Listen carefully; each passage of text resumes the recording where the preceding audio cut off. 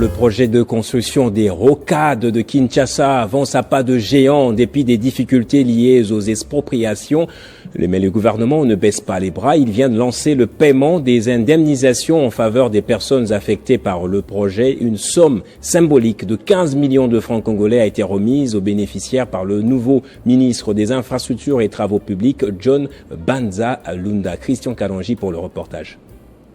La cérémonie s'est déroulée dans la commune de Mongafula en présence de plusieurs membres du gouvernement et autorités locales, rendant hommage au président de la République Félix Antoine Tshisekedi, porteur de cette vision bénéfique pour Kinshasa. John Banza Lunda a souligné que bâtir le Congo est plus que toute autre chose. Selon le ministre, sur un total de 3813 parcelles et concessions concernées, 652 propriétaires ont déjà négocié avec la commission interministérielle chargée des expropriations.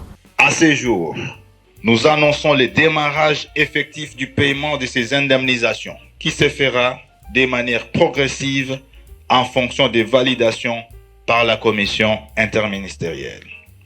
C'est ici pour moi l'occasion de rassurer les personnes affectées par les projets concernés par la conversion des titres que le ministère des Infrastructures et Travaux publics est pleinement disposé à les accompagner pour la réussite de ces projets historiques.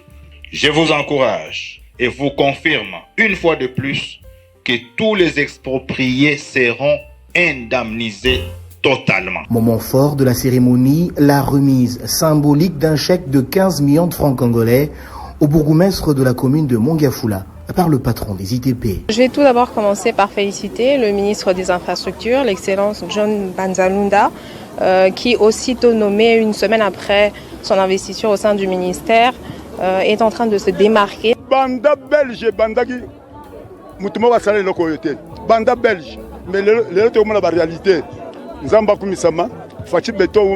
Pour rappel, le projet de rocade de Kinshasa s'étend sur 73 km et vise à relier la zone sud de la capitale à l'aéroport international de Njili, désengorgeant ainsi plusieurs artères de la... Merci à tous de nous avoir suivis.